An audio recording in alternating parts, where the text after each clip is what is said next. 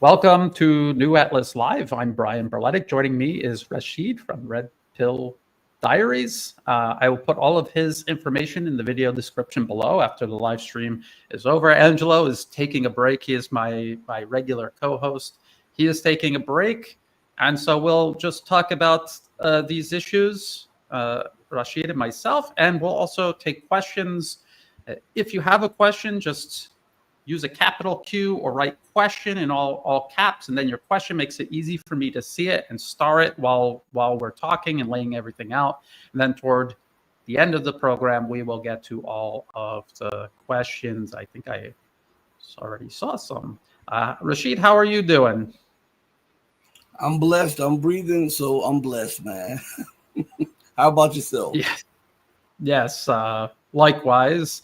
Although it does, this line of work does get exhausting, and I think like people like Angelo and myself, every once in a while, just get overloaded with looking at all of this, trying to explain it to people. I mean, we're lucky we have a really great audience that does get it, but to attempt to convince other people who are flooded and drowning in propaganda, it is exhausting. It is a constant uphill battle. But why don't we start with the first topic? I want to talk about these U.S.-Iran peace talks. The U.S. has absolutely no interest at all in peace.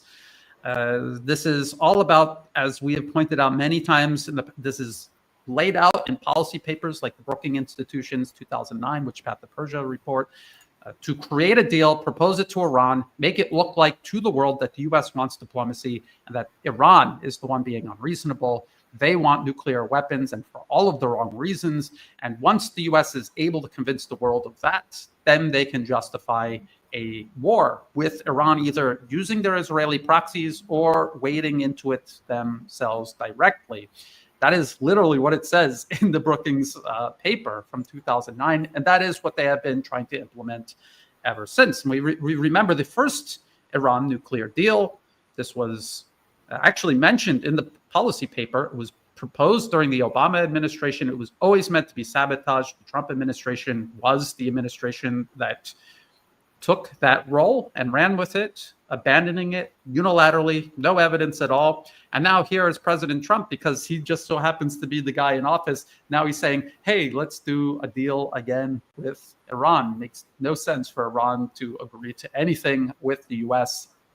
as a nation, as with the U.S. government, and also with Trump specifically, because he has a history himself personally. His administrations have walked away from multiple deals and even treaties.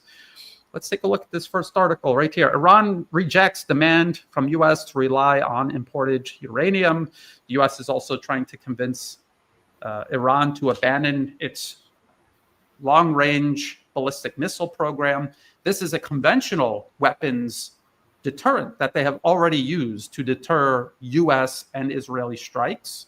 And I think that it has worked to a certain extent. The U.S. wants to completely disarm Iran to then do exactly what they have done to Iraq and Libya and Syria and every other country that gave up their weapon programs, did what the U.S. wanted for supposed peace, for the U.S. to just turn on them, betray every agreement made, overthrow them, and destroy their country. And so this is what Iran is facing right now. And let's see what else. So I still hear people tell me the U.S. wants President Trump. He's the peace president. He wants peace with Iran. This is a real attempt at peace. President Trump doesn't want war with Iran. He doesn't want it. And he's putting together a team to achieve this, and everyone else is sabotaging him. But President Trump is determined, and he just named Michael Anton to lead technical talks with Iran. The Trump administration is staffing up its team as the president signals his strong desire for a deal. So he has a strong desire for a deal. Let's see who Michael Anton is. Well, he has a U.S. Department of State page, Director of Policy Planning. This was actually, it was the previous Trump administration and also the Bush Jr. administration. We'll find out what he was doing. This is also a recent, no, this is from 2018. Trump's national security spokesman plans to leave White House. So they're talking about Michael Anton, also worked with George W. Bush as on his National Security Council, and a former BlackRock managing director. So this is the anti-deep state president fighting this 5D chess game against the deep state. And he's recruiting from George Soros, fund managers, directing managers from BlackRock. I mean, who's buying this? And then I found this document from justice.gov. So that's the official U.S. Justice Department website. And they talk about Michael Anton, and this was back during the Bush Jr. administration.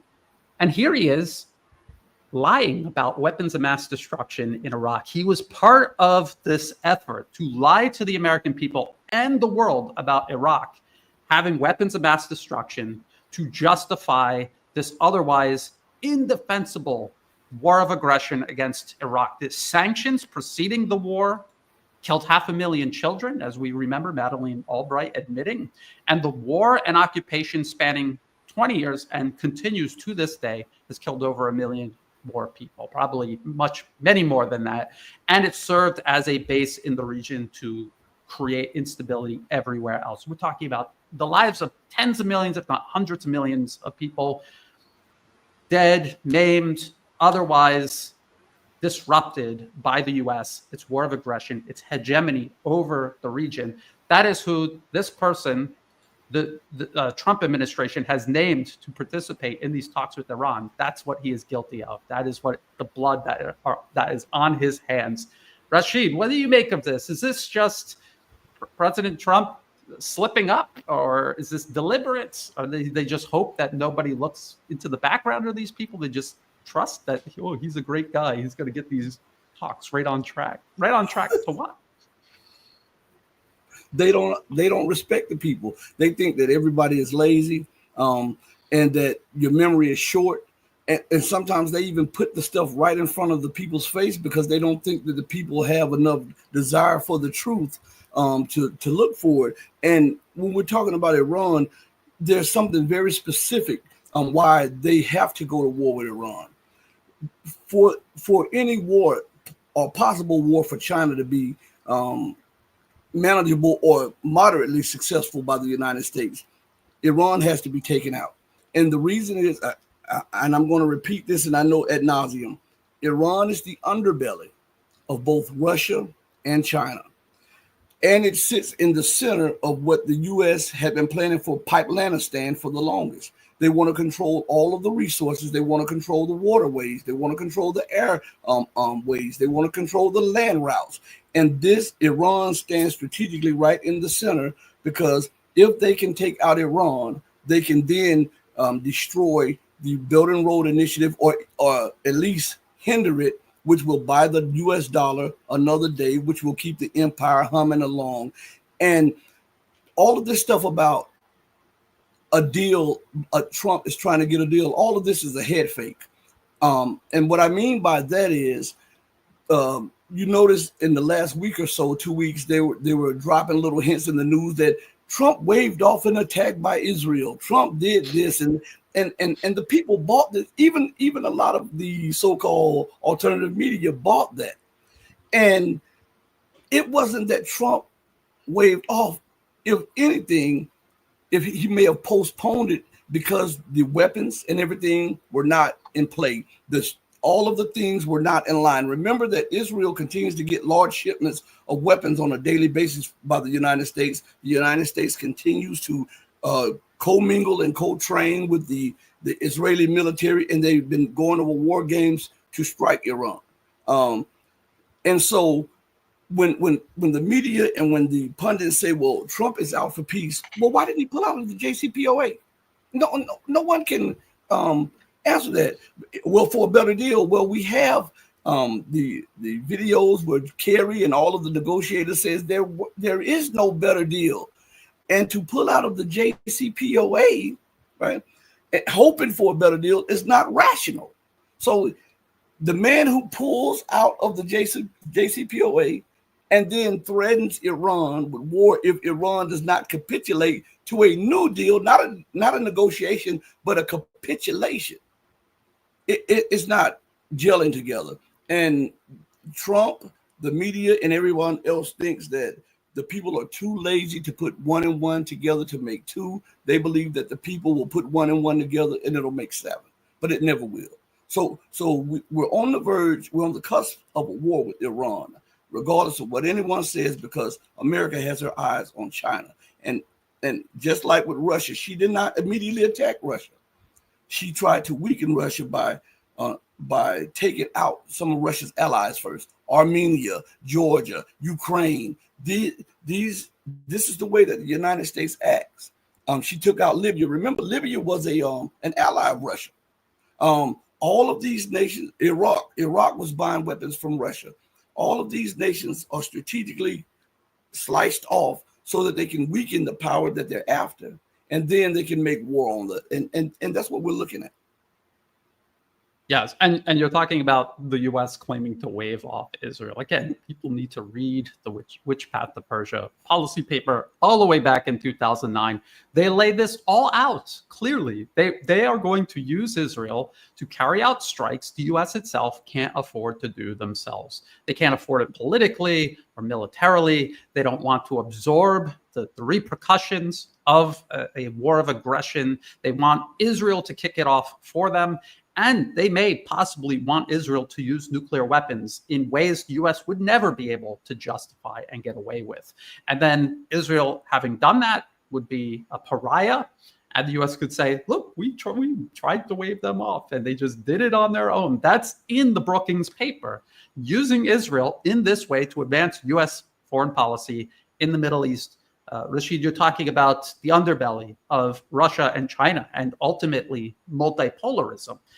And any nation in the Middle East with an independent foreign policy that does not subordinate itself to the United States and its hegemony is a threat to U.S. hegemony across the entire region and ultimately all around the world. And so this is an imperative for the U.S. It's indefensible, but that is their imperative. They want to take over the Middle East. It is key, just as you say, Rasheed, to control, encircle, contain both Russia and China. Where is China getting a lot of its hydrocarbons from? The Middle East. If you disrupt the Middle East, if you take out Iran, if you are controlling the region, even if you don't control the region, but you manage to turn it upside down in chaos, you now have the ability to put that economic pressure on China. It's all about eliminating peer and near peer competitors. I constantly see people in the comment section and in comments and replies all across all of my social media platforms. This is for Israel. The U.S. is working for Israel. Is it also, the U.S. is doing the exact same thing in Europe. They're also doing the exact same thing in Asia. They have their proxies in both of these regions. Israel is their proxy in that region. People need to wake up to this. The idea that Israel is somehow controlling the U.S. gives the U.S. a free pass for all of these things that it is doing all around the world, not just in the Middle East, but all around the rest of the world. So people need to be a little more, just like you say, Rasheed, Washington and Wall Street ultimately have no respect for people and their ability to reason and use logic. They think they're emotional, easy to manipulate. Do you want to prove them right, or would you like to prove us right? We believe that you can think rationally, use logic, add it up. 1 + 1 = 2, not 7. That's what we hope. You have anything else you want to add to this situation? This is the situation in the Middle East and with Iran and the U.S. currently waging war on Yemen. Is there anything else you want to add to this? I don't think this is something that's going to just pass. It's not going to pass because it's so integral to the U.S. encirclement and containment of both Russia and China. And we'll get to Russia next and what a farce those so-called peace talks are. Do you have anything else you want to add about Iran and the Middle East specifically? I think the viewers should realize that the United States is trying to blow the region up. If they can't control it, they would rather blow it up because one of their mottos is out of chaos comes order, and they believe that they can fashion something new. It'll give them a little lifeline because people don't understand that the empire is playing against time. That is the main enemy of America, time. she does not have the time to do the things that she wanted to do because of the economic meltdown, the debt crisis, the loss of geopolitical and political capital across the board globally. So the things that she's doing, you'll say, well, my God, there's no rational person would do that. But when you're desperate, you're not rational. Your policies are rational to you, but for the sound, sane person, they become irrational. And what we're watching is a lot of missteps by the United States, and they're throwing any and everything up against the wall to try to prevent China from emerging as a power. And why did I say China and not Iran? Is because they look at Iran as a junior partner to China and the United States, and they want to prevent Iran from cementing itself strategically in the Eastern Bloc. Because if this were to happen, think about this. Iran has the huge oil reserves, huge gas reserves. Look at where it's located at. Look at how it's withstood sanctions for 30, 40 plus years. Look at how it's now a part of the BRICS. Iran is a living, learning lesson for other nations that, hey, if we persevere, if we go through the sanctions, we can come out on this side without capitulating to the United States and with the empire. That's a lesson that they don't want others to pick up on, because you'll have small nations, medium-sized nations, and large nations alike saying, you know what, screw this. If we've got to be sanctioned, then we'll be sanctioned and we'll endure it so that we can then go with China and Russia. Because another thing to look at is if you're in the on the side of China and Russia and America sanctions you, you still get all the goods because you're trading with China, the largest manufacturer in the world. So these nations, they're now starting to think about that. Oh, America sanctions us, we can't use her dollar. Well, let's just use the renminbi, or let's just use virtual currencies, or let's just use this. We don't particularly need the dollar. And I think this is what is causing the United States to eye Iran very strongly, because this America is seeing that with every step we make and every policy initiative that we try to enact to try to bring nations to their heels with the dollar, we're weakening our position, and we're also weakening the dollar. And they're in this catch-22, and they believe that the only thing that can stop the slide is war. And so we're going to have war. Even if it can't stop it, what war does is stop others from being successful. And while you were talking about the different reasons the U.S. needs to stop Iran in the Middle East, I was just thinking about the population. Iran isn't a small country geographically or in terms of population, and so I was just Wikipedia is hardly a reliable source, but basic statistics it usually does well on, and it's the second largest country by population in the region, 89.3 million people. That is a large population. Only Egypt and I would say Turkey have, Egypt has a larger population. Turkey has a pretty large population. And then the next largest is Iraq with 40 million, Saudi Arabia with 34 million, Yemen with almost 30 million. And we can see all of the effort the U.S. is putting into bombing and subordinating Yemen. And so, large numbers of people in a country like Iran, and were to cement itself in with the East, as you say, Rasheed, that would, if that became irreversible, that would just be another part of this wall that is going up between America, its ambition toward hegemony, and the rest of the world it seeks to victimize. So it's a very good point that you brought up there. Now let's talk about what is going on with the U.S. and Russia and these supposed peace talks. So, whoever's going to Moscow to meet with, I think it's Witkoff, went to Moscow to meet with the Russian government, and they're going to talk about this peace plan and peace proposal that sounds suspiciously a lot like what U.S. Secretary of Defense Pete Hegseth laid out back in February. I hate to keep going back to that. And as this is going on, as a U.S. representative is being sent to Moscow, a car bomb killed a Russian general in Moscow. And I have talked about this for the last 3 years because even the Western media has admitted this over at least the last 2 years. And this is a New York Times article, The Spy War, how the CIA secretly helped Ukraine fight Putin. And it didn't start in 2022. It says for more than a decade. So we're talking about from 2014 onward.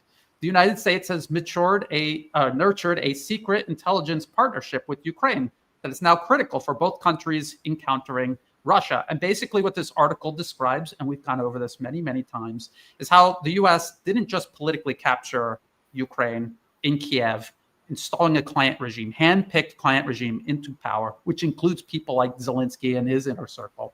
They also institutionally captured Ukraine's military and intelligence networks, military and civil, the SBU and military intelligence, all of them. And I think there's another GUR in Ukraine.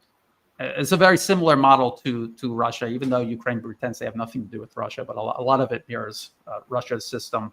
And they admit how the CIA completely reorganized it. They created entire units of intelligence operators, including armed commandos that carried out armed operations in Russian-held territory. We're killing Russians, CIA-trained and backed operators killing Russians in Russian-held territory.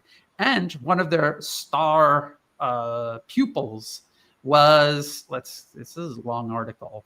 Here he is, Budanov. I think people who are following the conflict are very familiar with Budanov. He is now the head of Ukrainian intelligence. And what has he done? He has bragged about how Ukraine has assassinated journalists, which Newsweek has no problem referring to as propagandists, to justify it, to vilify them and justify killing journalists, simply for reporting at that time things that the Western media is now openly reporting and agreeing with. Not just that, but they also admit the killing of a Russian general shows Ukraine spies remain lethal. So the same bunch of spies are killing Russian generals, other officers in Moscow. This was from 2024. This wasn't this most recent incident. And now this most recent incident, just 2 days ago, via BBC, senior Russian general killed by car bomb in Moscow. He was walking by the car and the explosive was detonated, I think, remotely. That's what they're saying. And so Trump envoy meets Putin hours after Moscow killing of Russian general. And what I'm trying to explain here is the U.S. took over Ukraine, every aspect of Ukraine politically, in terms of intelligence, militarily. They reshaped these institutions to serve as an extension of American aggression vis-a-vis Russia. This is a U.S. war against Russia, and they are killing Russians simply using Ukrainians as intermediaries. They reshaped Ukraine's intelligence agencies, and they are using them against Russia. It is U.S. trained and backed, CIA trained and backed operators killing Russian generals in Moscow right now, as the U.S. poses as some sort of mediator between Russia and Ukraine. It is obscene. It is, again, Rasheed, as you say, it's insulting to the intelligence of the general public. And this is what's going on as the U.S. pretends it wants peace. Now, you don't do things like this if you want peace. At any time, the first 24 hours President Trump was in office, he could have pulled the plug on all U.S. funding, arms, and support for Ukraine. He could have told the CIA, "You're out of Ukraine. Pack your bags. You're gone. You're out. I'm the commander in chief, and I'm saying you're leaving Ukraine." And then now you've washed your hands of Ukraine. And if we're going to pretend that Europe is on their own program and they want to keep pushing, then so be it. But they didn't do that. And why did they not do that? Because they don't want peace. They want to freeze this war so they can fight it and win it another day, just like they did with Syria, just like Trump did himself when he came into office, the first term in office. He said, "Oh, I'm going to end all these programs backing the rebels in Syria." Obviously, all those programs continued because of those exact same rebels actually eventually overthrew the Syrian government right at the end of Biden's administration. Rasheed, before my head explodes, before a vein pops in my head, could you please share your thoughts on this? Well, it's all political theater. I've been saying this ad nauseum. There is no way that the United States funds a nation, pays the pensions of soldiers and the civil servants, has infiltrated the intelligence service, has their special forces and British special forces guarding the so-called president and higher up administration officials. And then Zelensky has a free hand to disobey the United States. And I ask everyone, show me where in the history of empire was that ever allowed? No one can point to any time in American empire where they paid for everything, trained, supplied all the weapons, the intelligence and everything, and then allowed for their puppet in power to disobey them, to buck up against them, and to do what Zelensky did with this political kabuki theater in Washington, D.C. against Vance and Trump. And then all of this is theater. It's a head fake, according to the definition of head fake. According to Google, it says head fake is a noun. It is an act of moving the head in such a way as to deceive an opponent as to one's intended direction or move. That's what we're watching. All of this is political theater.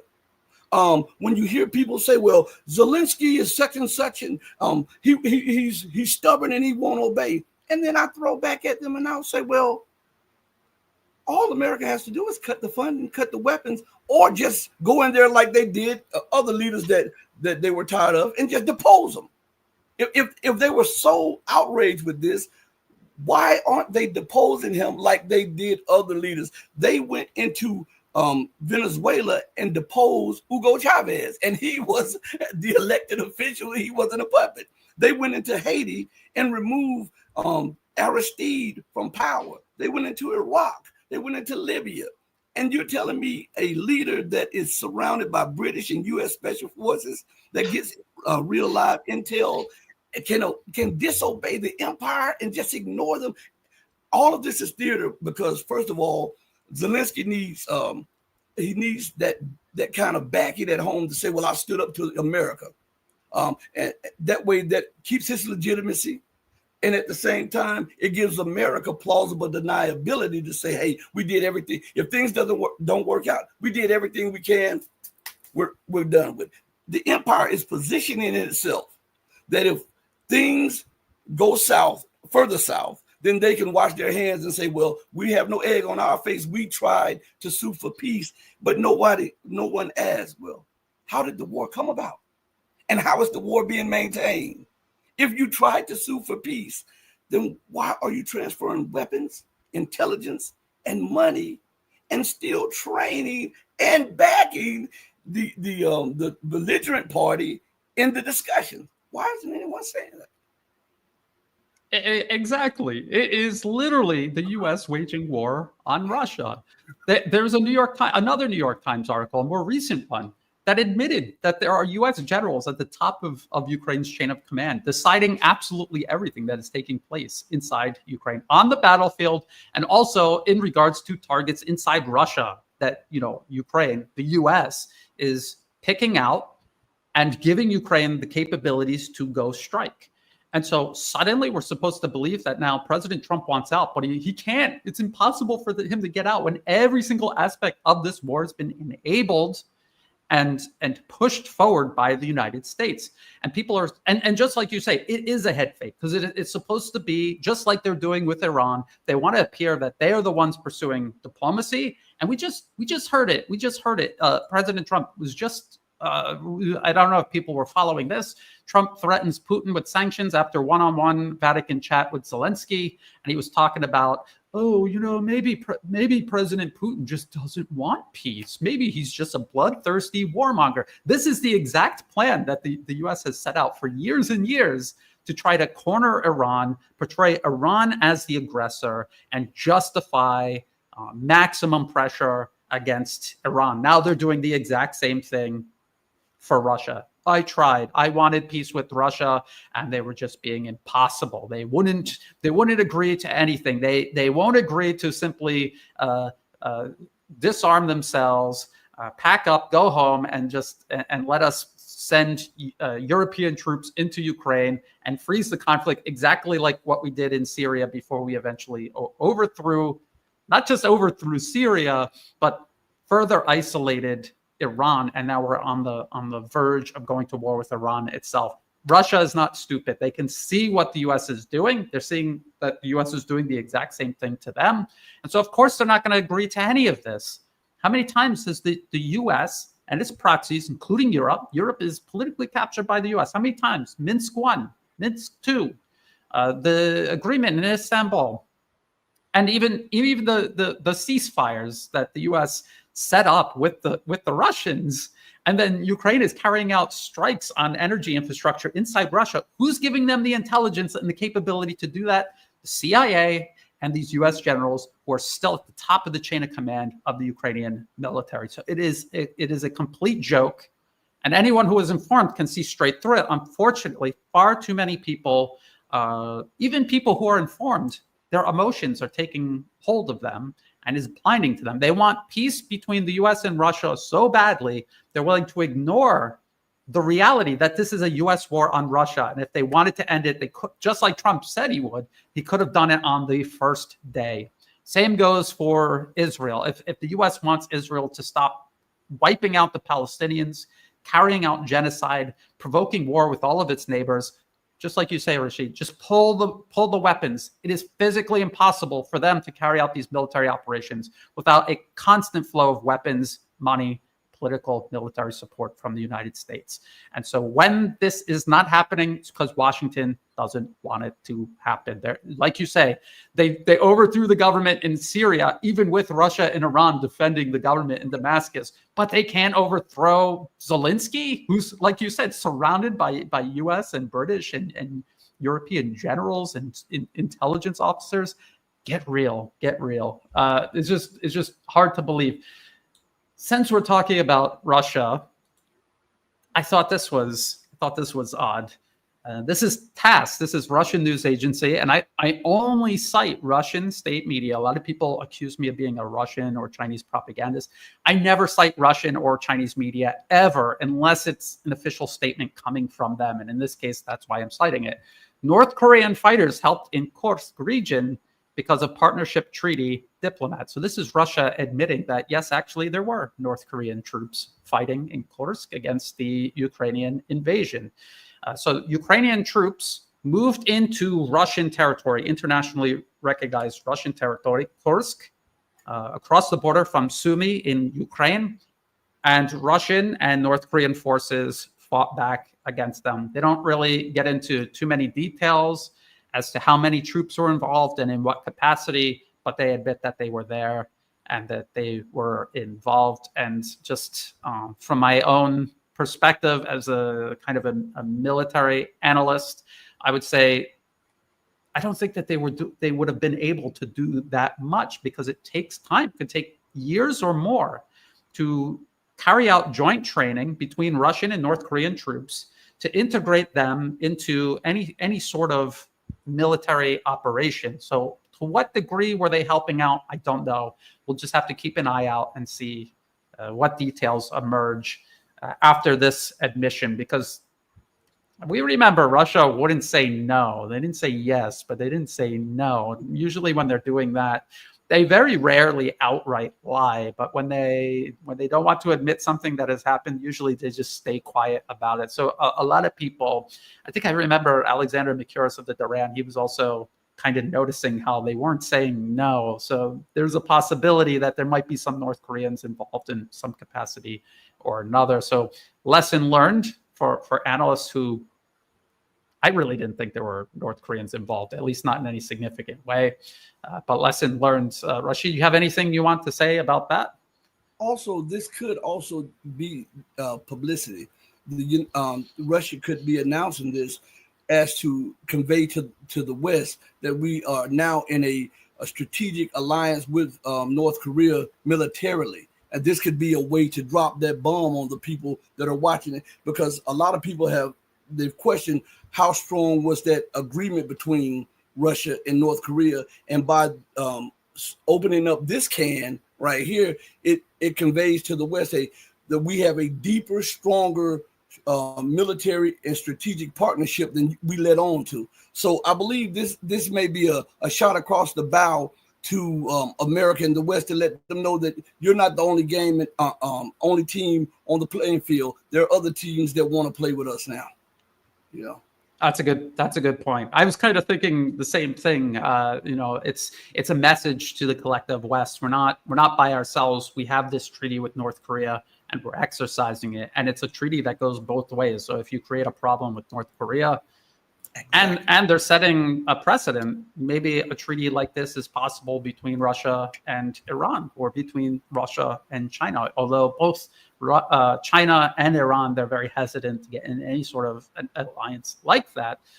But with what the U.S. is doing and the danger it poses to the existence of these three countries and their periphery, all the nations along the periphery, it might be something that they eventually have to move towards. And this is the first step in that direction. So I thought that was interesting. Another point I would like to make is that we were talking about Iran previously. Look at North Korea. North Korea developed nuclear weapons and the ability to deliver them. They have never used a nuclear weapon against anybody else. They don't even really threaten to do so unless they are attacked first. And it serves as a deterrent. And that was the whole point. And look at the United States. They wanted so badly to overthrow the government in North Korea and then exercise control over the entire peninsula and then use that to even further encircle and contain China. And they failed because North Korea obtained nuclear weapons. And Iran is looking at that. And the U.S. is looking at Iran looking at that. And they're saying, this isn't about Iran getting nuclear weapons and then threatening peace and security across the region or around the world. It's about Iran getting nuclear weapons and stopping us from threatening peace, security, and stability in the region and around the world. So it's very important for people to understand that. And if you think I'm just guessing that that's what the West is thinking, again, in the policy papers, they admit Iran is never going to get nuclear weapons and then just randomly use them. They're not insane. They're not irrational. They will get them. They will use them as a deterrent. They really don't. They admit in the policy papers, they don't even want nuclear weapons. They just need them because of the threat the U.S. poses to them. And this is in policy papers, drawing up plans to lie to the world, to create a pretext to threaten and overthrow the Iranian government. So it's very important to understand how all of that's connected. Yes, Rasheed. I saw, as you were talking, I was skimming over the article about the North Koreans in Russia. And I want to read something to you, if it's okay, Brian, because it lends more credence to our perspective on what we just said. It says, Russia is looking forward to further strengthening its ties with Pyongyang. Foreign Ministry spokeswoman Maria Zakharova has said. It says North Korea has shown a high level of solidarity with Russia by developing its forces to help, deploying its forces to help repel the Ukrainian incursion in Russia's Kursk region. The long-rumored presence of North Korean forces in the area was officially confirmed earlier in the day during a televised meeting between Russian President Vladimir Putin and the country's chief of the general staff, Valery Gerasimov. Here it comes right here. North Korean forces were deployed into the area under the Comprehensive Strategic Partnership Agreement between Moscow and Pyongyang, which came in force last December. Among other things, the treaty envisions mutual military assistance by all means available in the event of an attack. That's exactly what you and I were just commenting on. Yes, and imagine if Russia developed a treaty like that with China, and China said, you need 5 million rounds a year? What about 5 million rounds a month? We can do that for you. And then just start sending it and bury the U.S. and their proxies in steel. I mean, this is something that the West is looking at, and this is something that the West has feared for decades now, the possibility. I'm not really sure if they understand that they're not inherently superior. I think somewhere in the back of their mind, they understand, no, the collective West is not inherently superior. Once these other nations get their hands on technology, they're equally capable of using it and also advancing it independently of us. And there's many, many more people on Earth outside the collective West. the US is 4% of the global population. So if all other things are equal, all that matters is your human resources, the quantity and quality. And China has an advantage in both. So we are going to lose if we don't tip the game board upside down right now, void everything, and come out on top on the other side. We are going to lose. And they, like what's the worst that can happen? You lose, and now you have a constructive but proportional role on the global stage. You're prosperous, everyone else is prosperous. What is wrong with that? But in their minds, for them, that's the end of the world. Yeah. I don't know what else to say. Unacceptable. It's unacceptable. Yeah. See, when I look at this and I'm envisioning the leadership, I'm thinking from the lunatic perspective that they have of manifest destiny. When you have ruled or you've dominated in so many areas for so long, it's hard for you to accept that you're no longer the cream of the crop. You can see that in sports, any sports branch. Someone who was the best boxer or the best MMA fighter or the best football player, and they overstay their time and start tarnishing their own legacy. We see that right now. America, she still believes that if I can just do this, I know this guy over here is quicker than me, but if I can just move here and get a lucky punch, I can do this, not realizing that time is against it. When time moves against you, I don't care what you do, you cannot beat time. Everybody falls victim to time. And this is something that America does not accept. They believe the propaganda that they are the indispensable nation and that they are the exception to the rules. That's why they say there's rules for thee and not for me. You do this, we'll do this. How dare you get a nuclear weapon while having a stockpile of 5,000 nuclear weapons? How dare you occupy a little land while allowing Israel to occupy land, and you are in multiple countries occupying that land? In their mind, because it's a bizarro mind, well, up is down and down is up, in is out and out is in. It's okay for us to rob, pillage, rape, and bomb because we're doing it for benevolent reasons in our mind. That is to keep the empire the empire. Because if we're not controlling the world, then it's chaos. But in the mind of the people who are looking from the other end, they're saying, these people are crazy as hell. They're killing everybody. They want to run everything. They want to bomb everything. They want to dictate everything. And so that manifest destiny and that exceptionalism is what is stopping America from realizing the inherent problems of her reign. You know, they are inebriated on what they used to be, the power that they used to have, the wealth that they used to possess, and the influence that they used to have.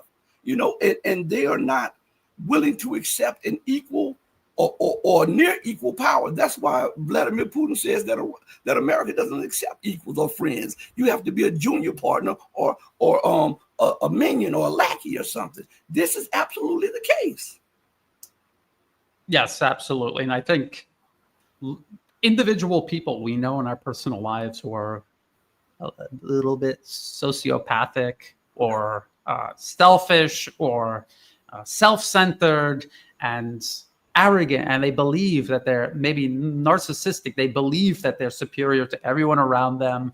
They're the best. And you see how they handle situations that expose the fact that they really aren't, and how they deal with people that they feel threatened by, who in actual reality are no threat to them at all. It's all inside their mind. It's kind of scary. I mean, people like that in our personal lives are scary enough. But then imagining a whole group of people like this with control over the media, money, weapons, nuclear weapons, that gets very, very scary. And people often ask, how come, Russia and China and Iran, they're not more aggressive? They don't react to this or that or the other thing, because I think they understand how unstable the United States is from a mentality point of view. The people in Washington and on Wall Street are megalomaniacs, and you have to, as big and strong as they imagine they are, mentally they're very fragile. You have to handle them with very gentle hands, or things will break down and get out of control. You know, people, even in your individual life, you have to walk on eggshells when you talk to them, not to harm their fragile ego. So yes, these are all things we got to keep in mind. There's a couple. Let's see, where are we at on time? Well, it's just a couple more news items. I just want to go show them very quickly, and then we could talk about them all together. India opposition slams Trump F35 offer. Russia makes its own pitch. As you can see in the picture, India flies mostly Russian-made weapons. They have a very close relationship with Russia. A lot of their military equipment comes from Russia. And also, Russia is happy to make deals with India where Russian technology is manufactured in India. There are technology transfers. China is very big on technology transfers as well. The high-speed rail line here in Thailand is a result of China coming in, transferring the technology to Thai companies, overseeing it, helping where necessary, but Thai companies ultimately having the ability to make the construction material, but also then run it once it's complete. And so there's that. Yes, people are saying in the comment section the F-35 is junk. It's overpriced, is overpriced, and it underperforms like so many other Western weapons. And we can see this playing out in Ukraine right now. And then there were I have a person who sends me from Myanmar who sends me information regarding that conflict there. The U.S. is waging a proxy war against the central government in Myanmar. They use all of these ethnic groups that used to be part of the British colonial army when the British controlled Myanmar as a colony called Burma. And you'll still hear many people in the West refer to Myanmar as Burma, and they do that on purpose.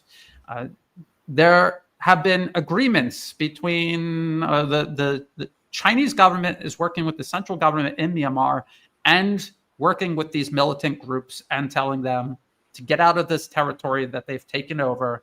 Who's giving them weapons and ammunition? These people live in huts in the middle of the jungle. Where are they getting all of this? And they got drones now, weapons, ammunition. Where is it coming from? It's coming from the United States through covert channels. It always has, and it is. And so China is intervening because they understand, look at what's going on. And they're not intervening militarily, but diplomatically. They understand that if Myanmar collapses, that is right on China's border. It's also part of the Belt and Road Initiative. This is why the U.S. is destabilizing Myanmar in the first place. They've tried to take the chaos in Myanmar and transplant it here in Thailand, because Thailand is Myanmar's neighbor to the east, and across the rest of Southeast Asia as well. So it's important to keep a close eye on this. So yes, the military in Myanmar is returning to these areas that these U.S.-backed militants took over. And just to give you an idea, these militants are as bad as ISIS. I also get videos, and I don't share this stuff because it's horrific, but there are videos of these militants killing people, killing Myanmar soldiers, but also killing young people that mistakenly join their ranks, and then they're like, I didn't sign up for this, I want to go home. And they kill them in ways very consistent with what we see ISIS doing in the Middle East. And so it's no surprise, they're all US proxies, and they all play from the same playbook. And this was one that you told me about, Rasheed, right before we went live. China seizes control of disputed reef and plants national flag near Philippine military base. So China is pushing back against this U.S. backed push to first take the Philippines, turn it into the Ukraine of Southeast Asia, and then creates conflict in the South China Sea. The U.S. swears that they're in the South China Sea to protect the freedom of navigation and maritime trade.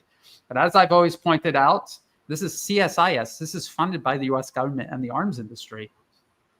Global trade through the South China Sea. See that gigantic dot? That is the biggest dot in the whole world. That is the biggest dot. The vast majority of goods being sent through the South China Sea are coming from China, going to its trade partners. And all of these smaller but still significant dots in this region are all sending it mostly back to China. And I have a couple of maps here.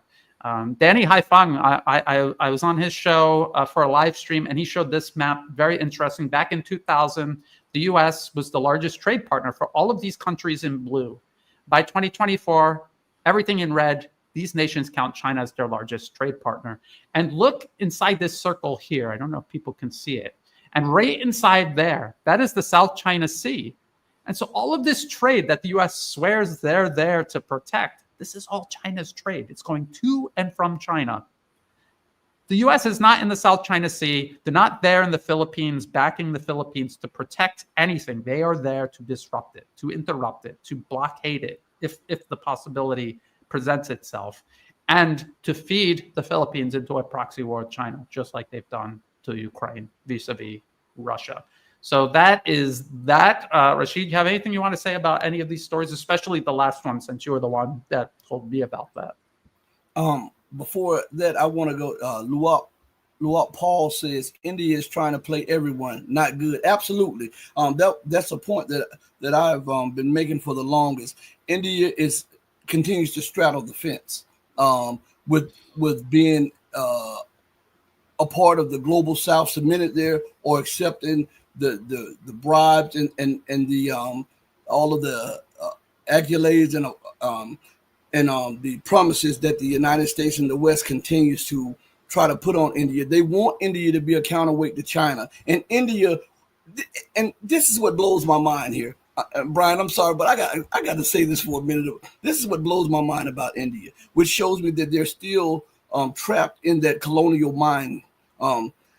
You have one dust up with China militarily in 62, and it's of your own doing now, and so the Chinese put you on your backside, and they could have gone further, but they decided to come back within China just to show you that we could do this to you. Now, you have been holding a grudge against China for that dust up. Yet you have no problems working with the United States. You have no problems working with Britain, who stole trillions of your dollars and enslaved your entire subcontinent. And you can still see past that, but you are always viewing China with suspicion. This shows me the Stockholm syndrome that still is pervasive in the leadership of India. They too want to be accepted. The leaders want to be accepted too badly by the West as a legitimate government, or they want to be accepted as a power by the West. And I think this is the undoing of a lot of nations. China got that out of their mind, because at one time the Chinese wanted that, and then the Chinese realized that this was not beneficial and this was not compatible with their plans to grow their economy, get their people out of poverty, and help other nations. So they rejected the colonialistic mind. And look at them right now. They went from the poorest nation on the planet 50 years ago to the richest nation on the planet. And it seems like somewhere in between that, India has lost itself because it sees China as an adversary, though China is its largest trading partner. China is its largest investor. India makes a huge amount of money in its economy from selling drugs, some pharmaceuticals, but the ingredients come from China. And it is crazy, the dynamics of this, and how colonialism is still real, and how it traps the minds of people and governments alike, how they will overlook things that are beneficial to their nation and to their neighborhood for the sake of a promise by people who always break promises. I'm sorry I had to go on a tangent on that, Brian, but it's just, it blows my mind to the level of how colonialism has dug into the minds of even these so-called independent leaders of these independent nations.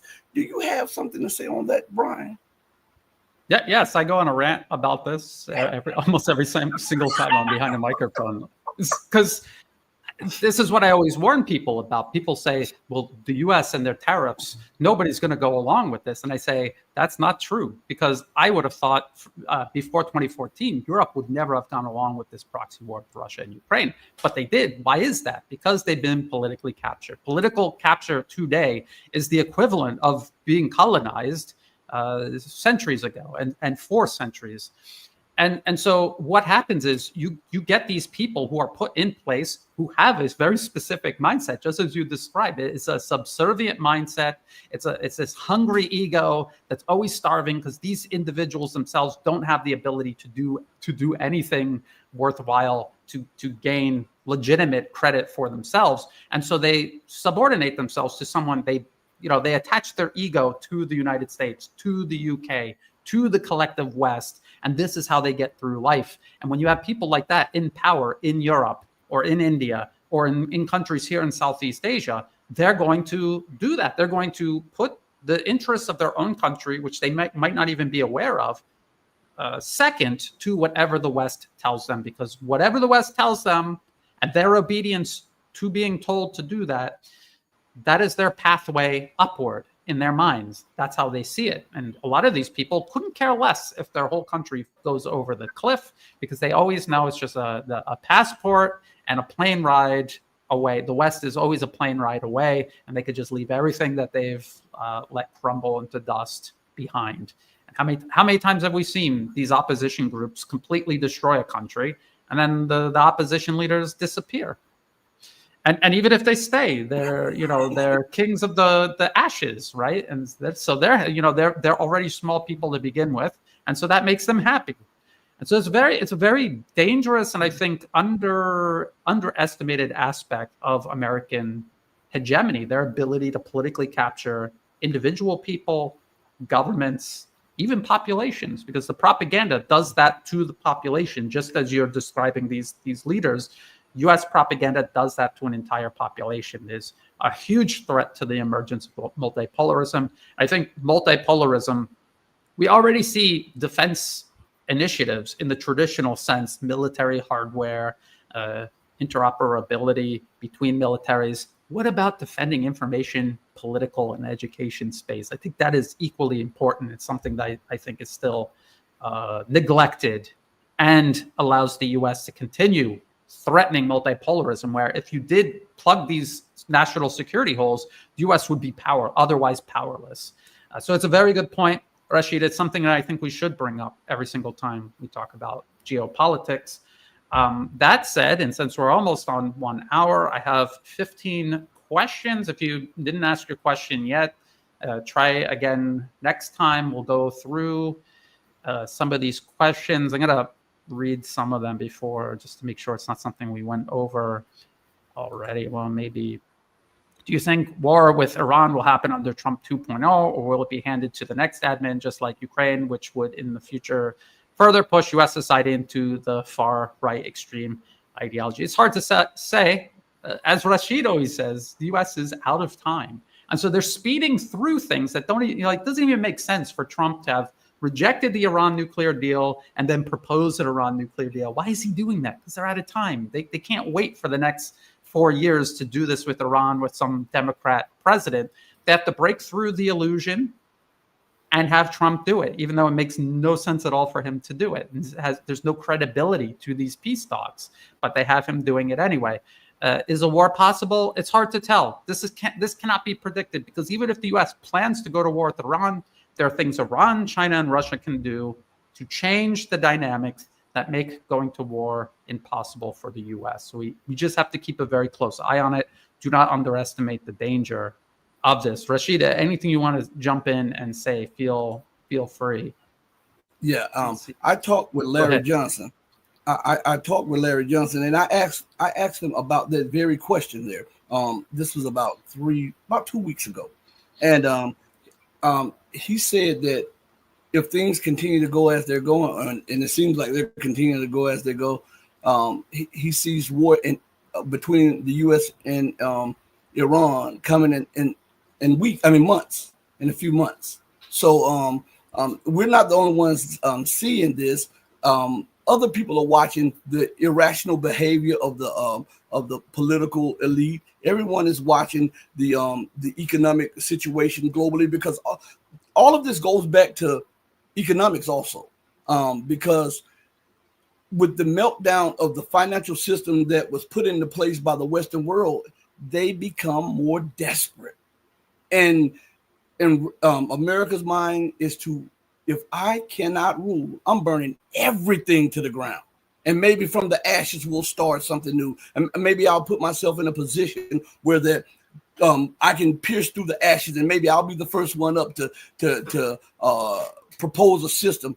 But this is no good, because you'll have the same people from the old ruling the new. And so the new will not be new. It'll just be a rehashment of the old. Brian, I want to say something to this guy in this chat here, if you would allow me. Krishna Patel. He says, I guess because I was talking about colonialism. And he says, coming from a Muslim telling us where it's trapped it to come out colonial mind. I don't understand some of that, but I can make out what he's saying. First of all, you just assume yes, I am Muslim, but you assume that. But my father was Christian. So I'm very learned in that. So before you make judgments about me, ask me. You understand? I'm not telling you anything that is not written down. When I'm telling you about the colonial mind, all one has to do is go look it up in Indian writings. Look at it in British papers, because the British Crown still say that they hold a section of the leadership of India. They still hold a section of the leadership of Pakistan. This is why these people always put in policies that are a detriment to their own sovereignty and to the will of the people. I'm not making this stuff up. If you have a problem with that, then you should have a problem with your own government's writings, or the British writings, or the United States writings. And I'll leave it there on that. Yeah, sure. Anytime someone says something in the comment section, you're more than, especially if it's addressed to you. I can't find the comment and see what they actually wrote. But anyway, yes, it doesn't matter, because we're all talking about facts. This doesn't matter what we are, what our background is. What we're talking about are things that are factual, that are indisputable, no matter who's saying it. It doesn't matter. I often have people accuse me of being like a Russian or Chinese propagandist. But it's like, what are they paying me to do? I'm showing you U.S. policy papers. I'm repeatedly going back to Secretary Hegseth and what he laid out in February from the Department of Defense website. I'm not citing RT or CGTN. So these are people who don't have arguments, and they just have to cling to something to excuse themselves from having to accept the truth that is being discussed. Let's see here. This is a question. There was a big explosion at an Iranian port this week. Was it a signal from the U.S.? Was that firework explosion a couple of years in Beirut ago just fireworks? Well, I think in both cases, it was fertilizer. And was it some sort of black op from the U.S. or one of their proxies? I don't know. It creates huge amounts of damage, death, and destruction. It obviously damages the economy of both countries. To what degree, I don't know. I'm not sure about what the numbers are there. It creates damage to infrastructure. So it is a blow, but accidents do happen. There are huge industrial explosions in every country throughout the history of industrialization. So was it an accident? Was it an operation? I don't know. We have to wait and see. Sometimes it is just an accident. So we have to just keep an open mind for both possibilities, not try to, and I'm not saying that anyone is doing this, but don't try to take everything and shoehorn it into a theory. If you don't know, you just admit you don't know. Let's see what else. Sure. Brian, I hate this, but I have to respond to this. He's back in here again, and first he tells me to shut up. He tells me to shut up. He tells me that I don't know what I'm talking about, even though I'm referring him to the various sources where he can go pick this stuff up. And then he tells me this. This coming from a black man. Shut up. This is what he says. So let me put something on your mind before we go further. And what is their name? Krishna Bhagnak Patel or something like that, and he has the Star David up in red. Okay, and so his at 8:55 he says, "This coming from a black man. Shut up." Okay, this is the racism that comes out of India. But let me tell you something. I'm going to lay something on your mind, and this should kill all of this. from a black man, okay, to India, okay? Do you understand what the word India means? It means land of the black man. Do you understand that? Do you know that India was once part of the Ethiopian Empire? Do you know that? And Mr. Patel, let me put something else on your mind. Here's another fact that you should understand. Your Ganges River in India was named after an Ethiopian king that ruled India, King Ganges. So before you start downing black people or having negative response, go do a little history research, okay? Shut your pie hole and let's move on. And also, he's gone. I don't give trolls breathing room. If I saw it, I would have gotten rid of them post haste. I'm not a free speech absolutist. I believe in civilized discourse, and if people are incapable of doing that, they can go. There's plenty of other places on the internet for them to flourish with their ignorance and their hatred. And I feel bad for India. There's so many smart, good people there who are hostages, held hostage by this colonial mentality.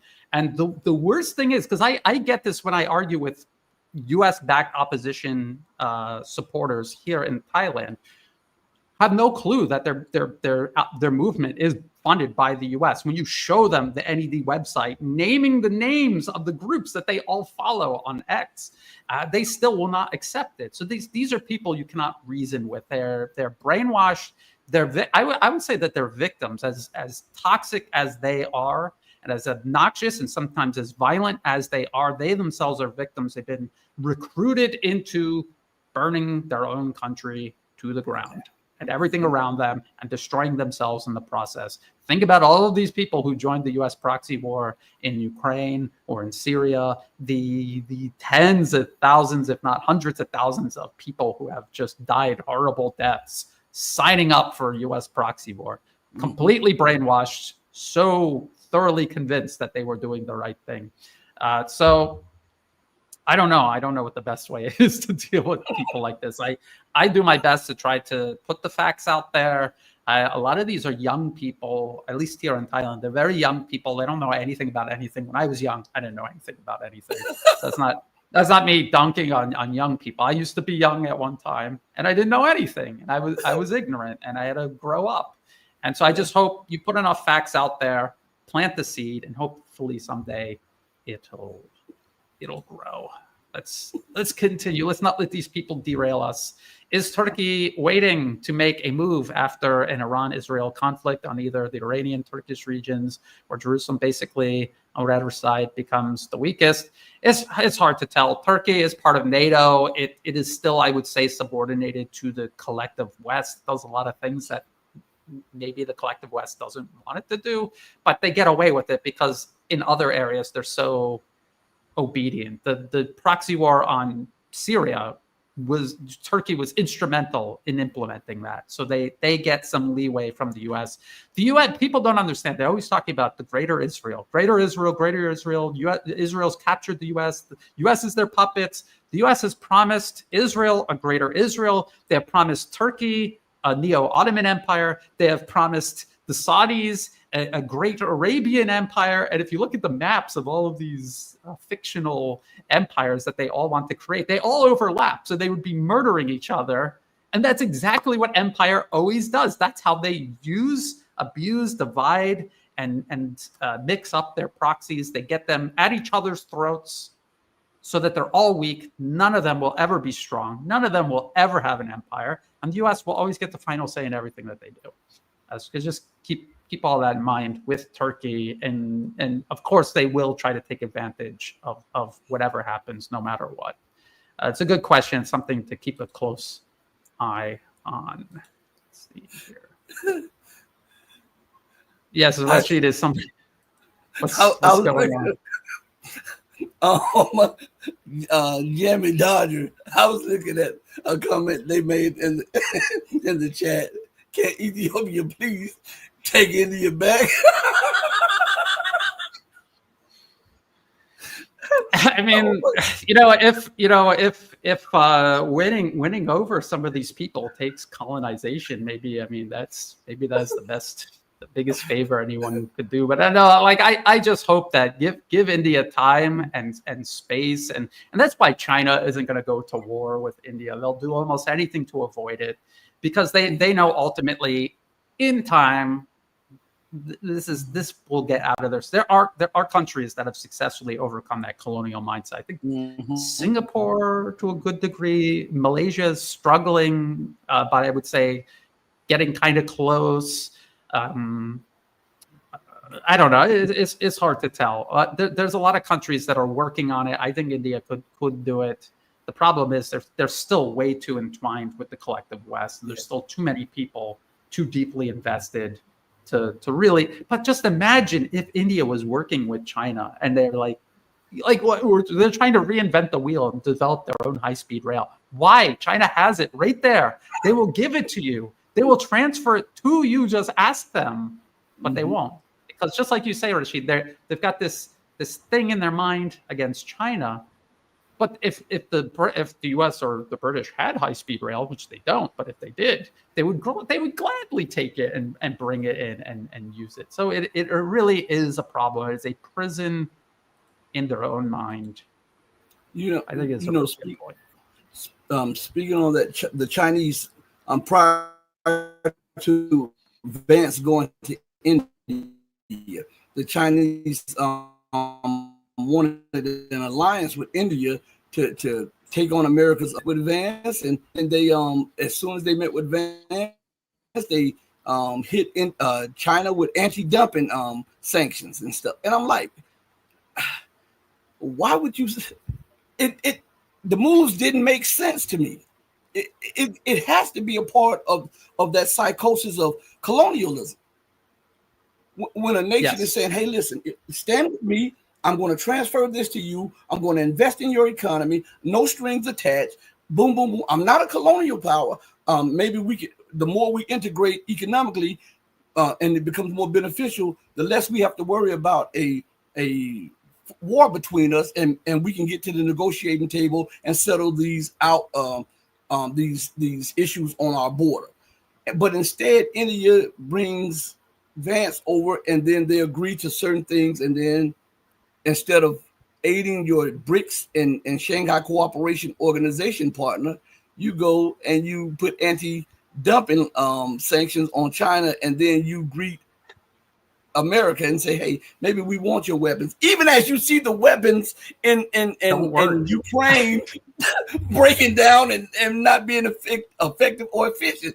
It is the insanity that is. Sometimes, Brian, I'm like you. Sometimes I have to sit back and when I see this stuff, I'm just amazed, and I have to just get off the internet sometimes, because it's unbelievable the moves that some of these leaders make.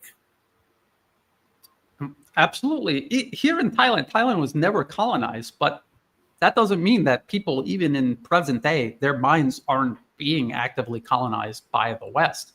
And it works. A lot of these people that work their way into the government on either side of the political divide, there's a US-backed political faction. There's also a Thai political faction that reflects more genuinely Thailand's best interests. There are people on both sides who went over to the West and they studied and they came back at least partially colonized. And it's scary. It's scary because it really does warp their perception of reality, and it causes them to make horrible, horrible decisions that are definitely not in the best interests of even themselves in the long term. They don't see it that way because, again, brainwashing is real. It really happens. Your perception of reality can be completely different. And then you don't even understand how other people are looking at the world because you are in a bubble, an impenetrable bubble. So it is a real problem. And I think that's why you see China and Russia, they invest so much in their own media, information, space, security, keeping out Western propaganda, also creating full pipelines for their media. Their media don't go over to the US and study and then come back and then run the newsroom for the national news media. But that's what happens here in Thailand. It's scary enough. And they also have Western professors come into Thai universities, and they're just brainwashing one class after the next, and it adds up. And in China, they don't really do that. In Russia, they don't really do. They understand how important it is to have a pipeline from a young person that wants to be in the media, a business owner, in the government, in the Ministry of Foreign Affairs. We need a pipeline where we teach them our values, our interests, and how to serve them, not send them overseas so that they become a ticking time bomb when they come back. It's just reality. And the U.S. would never do that. You will never see a Secretary of State who got a degree in Beijing University or Moscow University. It would never happen. But it always happens the other way around. It's funny how acceptable it seems to so many people. Are world governments really going to sit back and let Israel starve the Palestinians to death? Well, the question is, what can all of these countries do? This is the problem. It's not Israel doing it. It's the U.S. ultimately behind them. And the U.S. still has tremendous control over not just Israel and this whole Palestinian situation, but all the countries that are involved, with the exception of, say, Iran, Hezbollah in Lebanon. But there are factions in Lebanon the U.S. does have influence over. And all the Persian Gulf states that are actually funding the vast majority of Hamas and its money are under U.S. control. So think about all of that. And what we're looking at is a strategy of tension. It's made to be deliberately provocative, to get your emotions to override your ability to do logic, reason, research, see through, follow the money, see what is actually going on. They want you to see Israel either, oh, it's this poor innocent country and all the Arabs are beating up on them, or they want you to see Israel's this horrible nation brutalizing all of the Arabs, and they want you to make an emotional decision to pick one side or the other, Hamas or Israel, when in reality, the U.S. is exercising influence over both sides. And if you get sucked into the strategy of tension, which is what it is called, it's called the strategy of tension, where the U.S. or any empire controls both sides or has tremendous influence over both sides of a conflict, it goes on forever because they want it to. They don't want it ever to end because it sucks people in and they're not thinking straight, and they will never get together and say, let's get to the root of what is actually happening. Let's get the U.S. out of the region, get them out of the region, and then they cannot back Israel anymore. And then Israel has to act like a normal nation or suffer the consequences.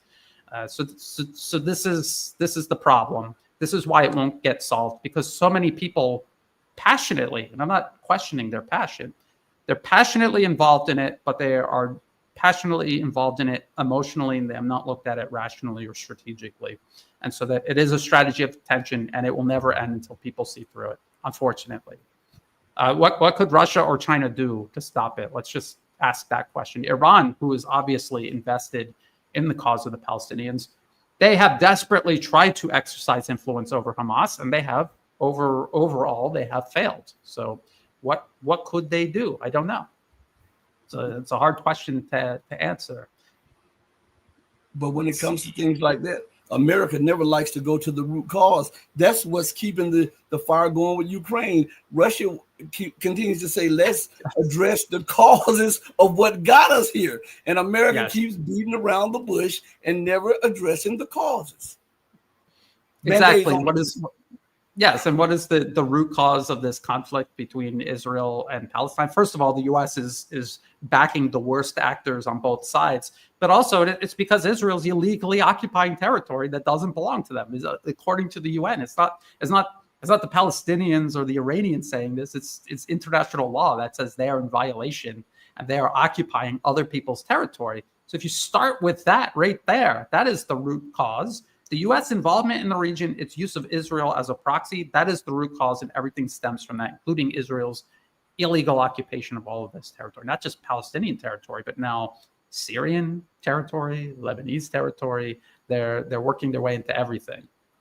Do you guys think Trump is just another example of what Noam Chomsky describes as the manufacturer of consent? Yes, of course. It's the WWE, but for geopolitics. So no cage matches, but plenty of drama, like you would see in the ring, before the fighting gets started.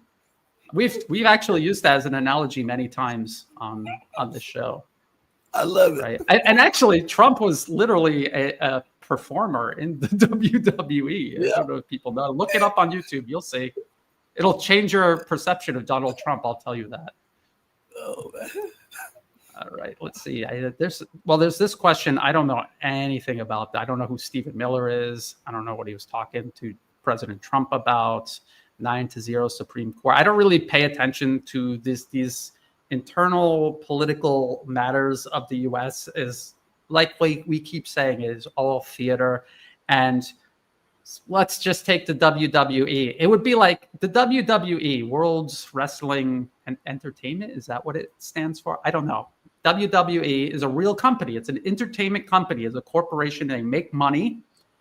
They have board meetings. They have a strategy. They have financial documents. But it would be like you want to know the health of this real world's company by watching a WWE match on TV. And you're like watching the wrestlers in the ring and they're fighting with each other. And even Ed McMahon, I think he's the owner of WWE in real life. He also is a performer and he comes in, and it would be like trying to watch that theater to try to figure out how the WWE is doing as a real company. It doesn't make any sense. It's a waste of time. You will never figure anything out because it's all theater. It's make-believe. Mm-hmm. A lot of what happens in U.S. politics is just complete make-believe. You look at the WWE has financial documents and board meetings and things like that you could look at to ascertain the health of the company. The U.S. government has policy papers. Just read the policy papers and you will know absolutely everything that is going on years in advance. I don't have psychic powers. There was a question. I didn't put it up on the screen because it was asking like, Brian, how does it feel to always be right about everything? But the thing is, I'm just reading the policy papers. I don't have some special power. I'm not exceptionally intelligent. I just know to look at the policy papers and just repeat it over and over and over again. And eventually it's going to happen because that is the blue. An empire is a huge thing. If building just one house on a little piece of land requires blueprints, then building an empire requires tremendous amounts of blueprints. And that's what the policy papers are. If you're not reading them, you have no idea what's going on. You're watching WWE matches and listening to stage performances to try to figure out how the company is actually doing in real life. It's impossible. It's impossible. Let's see. But maybe there's more to that question because I don't actually know what they're talking about. Let's see. What are the chances Trump or Israel nukes Yemen in an act of desperation? Yemen is embarrassing them, so they might feel tempted. But the problem is, what are you going to nuke in Yemen? What are you going to nuke? Because the problem is Ansar Allah is dispersed across the entire country. This is how they've managed to get by so long and so effectively. They're a dispersed organization. So what do you nuke? Do you nuke a civilian center or destroy them economically? I don't know. I would say there's a better chance that the U.S. or Israel will nuke Iran and nuke sites regarding their ballistic missiles or their nuclear capabilities, or even maybe civilian centers to try to destroy their economy. Yemen's economy has already been completely destroyed.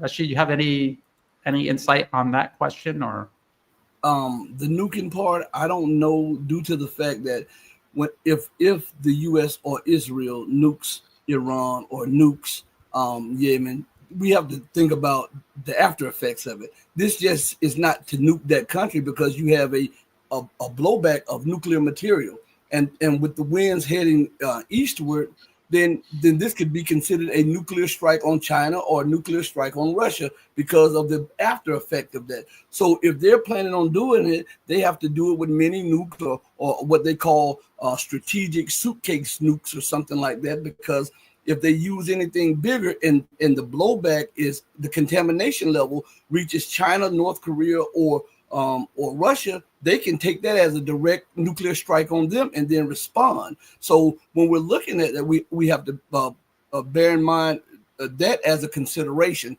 and maybe that is what's holding some of that back. But also, I remember reading a paper out of Pakistan, and this was backed by some of the former intelligence generals, head of the intelligence service, and they said that if Israel were to use a nuke on Iran or nation that's close to Pakistan, Pakistan would be forced to retaliate with a nuclear strike against Israel. So that may be something.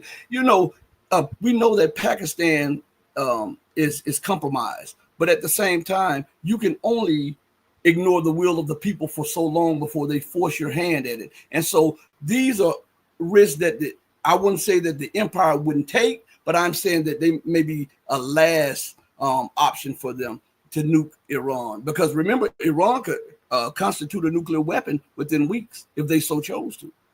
So and Iran would not allow that to just go, you nuke us and we're just going to make a nuclear bomb and not use it back on you. So and think about Iran is like, when you look at Iran, it's like the size of a little bit bigger than the size of Alaska, I believe it is. And Alaska is like 2.5 sizes of Texas. So a nuke would affect them, but a couple of nukes on Israel would pretty much end Israel forever. Yeah, and I mean, I don't. There's so many. Basically, what you're saying, Rasheed, is there's a huge number of negative consequences for using nuclear weapons, which is why people are just using them left and right. They have them, but they don't use them. They're supposed to be the ultimate deterrent. You wouldn't use it just because you're getting frustrated with Yemen, because I mean, the U.S. was frustrated with Vietnam, Afghanistan, all of these other countries, and they never knew. They thought about doing it, but they never actually did it. So I don't see them nuking Yemen. I don't think if they're going to use their nuclear weapons, they're going to use them for something very specific in the hopes that it delivers a knockout blow. They're not just going to do it just to do it, because there's just so many negative consequences for doing so. The problem is, because the U.S. controls Israel, everyone thinks it's the other way around. If Israel were to use a nuclear weapon, all of these people who hate Israel so much and think Israel's the center of some dark global empire, you will be giving the U.S. a pass when it was the U.S. who used Israel to carry out a nuclear strike. It itself wanted to, but knew it couldn't get away with, and then had their Israeli proxies do it for them. So just always keep that in mind. We didn't really talk about Taiwan. I don't think we talked much about Taiwan. Taiwan is a Chinese island province, but it has been politically captured by the United States. It even has U.S. troops semi-secretly stationed there, because we know about it, so it's totally secret. Do you think the U.S. would intervene directly with it? I don't think they would, because the U.S. I don't think could win a war directly with China right off China's shores. I think they would use Taiwan in the exact same way they've used Ukraine, which is to create a pretext for the U.S. to force Europe and everyone, all of its other proxies, to completely cut off China, and also enact a global maritime blockade on China. They've even talked about doing it to Russia because of Ukraine. I think that was a test run and testing the waters, no pun intended, for a maritime blockade of China. All the U.S. needs to do is trigger one of these conflicts. Doesn't need to win any of these conflicts, just needs to create it, so they can then justify a global maritime blockade of Chinese shipping. The U.S. is already complaining about Chinese shipbuilding being way bigger than the U.S. I mean, the U.S. has almost a non-existent shipbuilding capability, and they're going to start putting fees on Chinese-built ships coming into American ports, basically prohibiting them from coming into American ports. So they are already putting all of the pieces in place for a maritime blockade of China. They just need an excuse. So what excuse are they going to use? Taiwan, Philippines. That's all. That's the only two I could really think of off the top of my head. That's what I think the real goal would be. Here's a question. Brian, can you make a video about your income since your videos aren't monetized, and at the same time you are upload videos? So at the end of literally every video that I have ever made, at the end of every single video, I tell people I do not monetize my YouTube channel. So if you want to support my work, please go to Buy Me a Coffee or Patreon, and you can support my work. You could give me a one-time donation. Some people give me donations month to month. Or if you have no money at all to spare, just share my work with others. Get the information out there. That's first and foremost most important to me. I'm at the receiving end of American empire, and I don't want my home burned down. I have a family. I would like to see my kids grow up in a normal world. So that's my first payoff. If I can convince people to speak up and oppose and stop all of these wars the U.S. wants to destroy the planet. But yes, of course, I ask people for donations, and my audience is very generous, and they have enabled me to do this full time. I'm very grateful. And Rasheed, I know you do something very similar. And as a matter of fact, if you look at the video description of this video, you will see all of the information, all the places you can find and follow both my work and Rasheed's, and also ways you can help support our work. I don't want to monetize my YouTube videos. I don't want anything to do with YouTube as a US-based company. And I also don't want people to think that I'm saying things just to get views, just so I can make extra money, because that's what a lot of people will think. Well, if I didn't monetize it, then there's no reason for me to get more views from my videos. The people who are going to support my work are going to support it through Buy Me a Coffee and Patreon either way. So I hope that clears that up. People say, well, you don't monetize your YouTube channel. There's no possible other way I could be making money. And some people have said I must be getting my money from China or Russia. I mean, I write for a journal in Moscow, and I occasionally write articles for other publications, and I get compensated for it. But I only do that if they don't tell me what to write and they don't heavily edit edit at all. Like New Eastern Outlook, I've written for them for years. They never so much as they don't even edit it when I spell words wrong. They just, whatever I send them, they publish it. And that's great. That's like, what else could you ask for? And you get compensated for it. All writers on earth throughout the history of writing get compensated for the writing, or else how are they going to feed themselves? So I hope that clears things up, right? Like Rasheed, you have Patreon and Yes. Buy Me a Coffee, or okay. Yes. And I will put that in the video description below afterwards. Let's see. And Rasheed, if there's only 5 more, but if at any point you want to leave during the questions and answers, you're more than free to do so. What's up with the pivot by Japan and to China and Russia? Is Japan and South Korea going to ditch US and jump to the BRICS club? Okay. This is important for people to understand. Put yourself back in pre-2014 US-European relations. Europe was talking about ditching the US, working with Russia, working with China. Germany was building the Nord Stream 2 pipeline. There was a Belt and Road Initiative push into Europe. China was actually running freight from not just China, but Southeast Asia all the way to Europe and back again. And so there was this huge explosion in cooperation between Europe, Russia, China.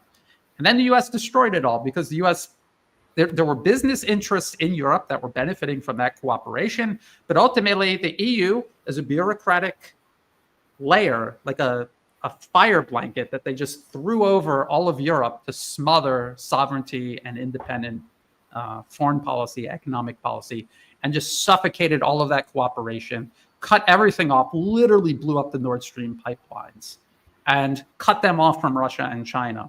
So Japan, South Korea, ultimately, they are still politically captured by the US. Special interests in Japan and South Korea benefit from doing business with China, obviously.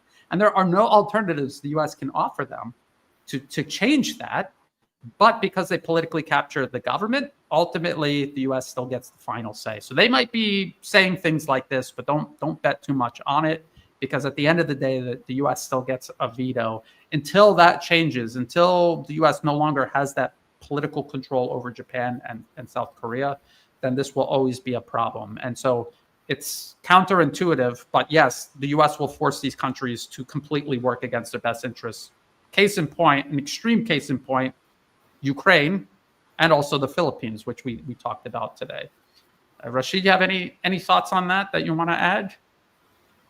I believe when the war takes place in Asia, and the United States is weakened by it, because the United States is not going to allow China this peaceful rise. It just is not going to happen. all of the policy papers, all of the moves that we see now taking place, from the United States trying to take the Panama Canal, to trying to take Greenland, to trying to set up more bases and partner with India and the Indian Ocean, and then all around the Persian Gulf and in the South China Sea. America is not going to go quietly into the night and allow China to rise peacefully. And this will cause a war. And I believe what is going to happen is that America will become weakened, because she's going to have to fight Iran first. And Iran is going to give it just as good as she takes it, and that'll weaken America. And when she goes to fight China, I believe that she'll be in such a weakened state that her lackeys, like Japan and South Korea, will then take it upon themselves to either break the chains that they're now under, or at least strain those chains, because people have to understand that the Japanese people haven't forgotten that America dropped 2 nuclear bombs on them. That is not forgotten. I mean, even though they haven't made much fuss about it in international press, they do it when it comes around.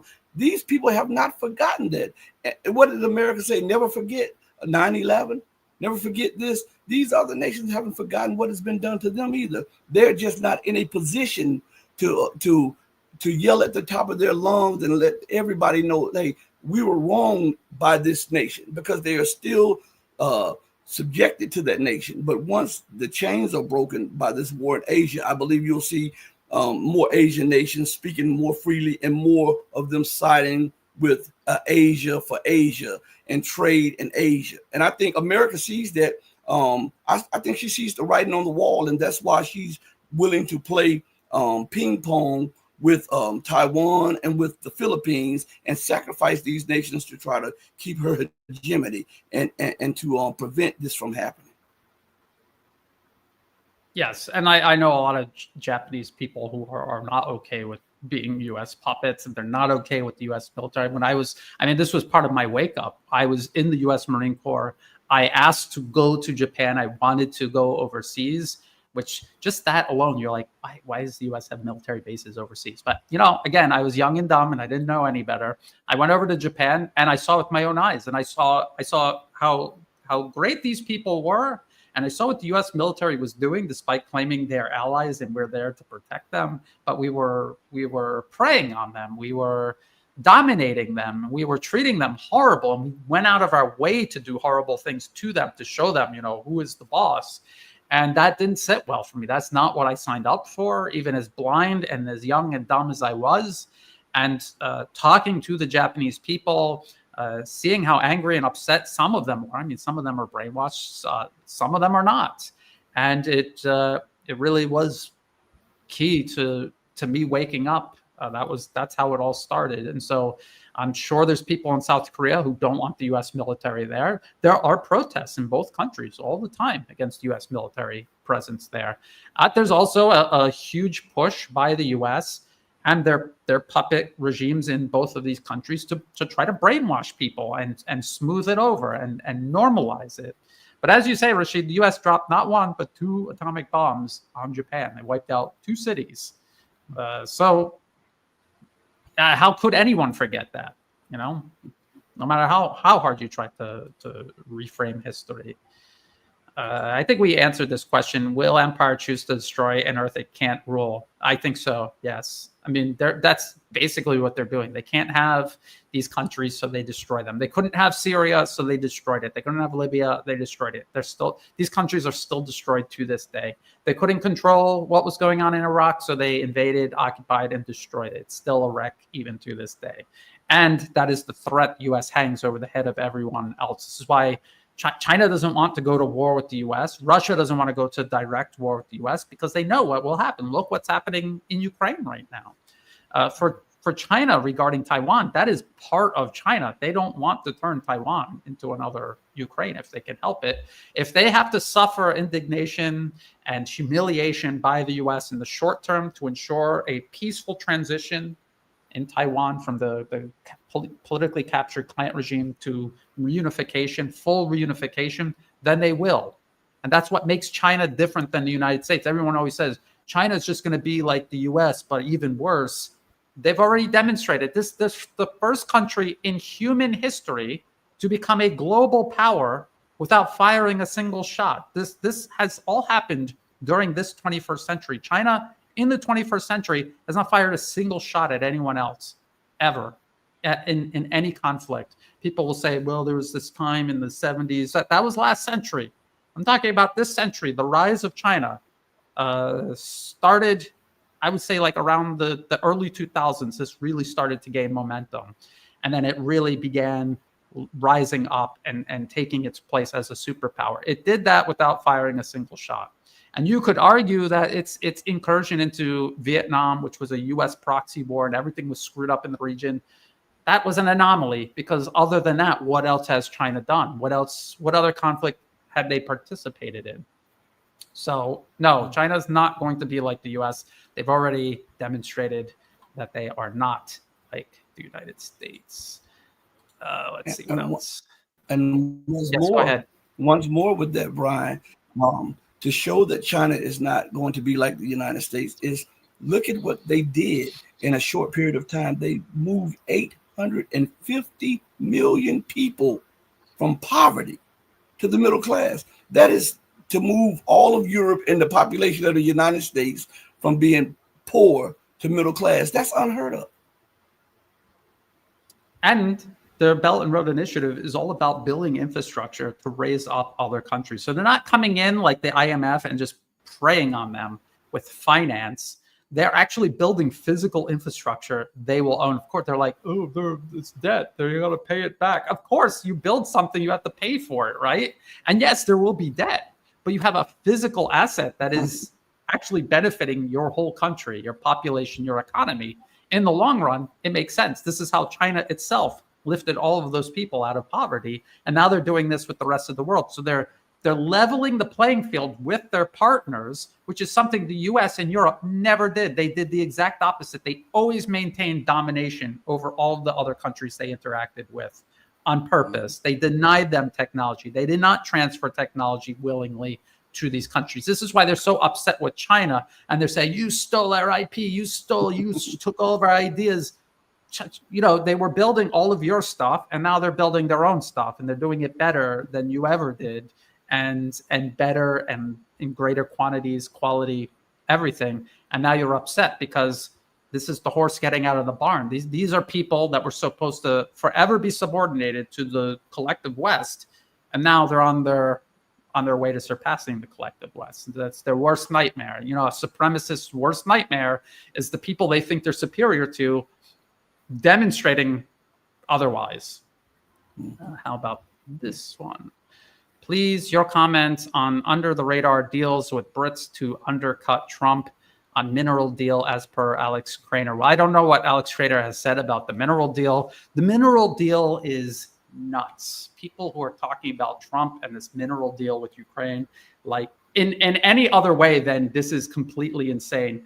The US just overthrew the elected government of Ukraine, put a client regime in place, reorganized the military and intelligence agencies, turned it into a weapon, and then used it against Russia, provoked an unprecedented war in Europe this 21st century.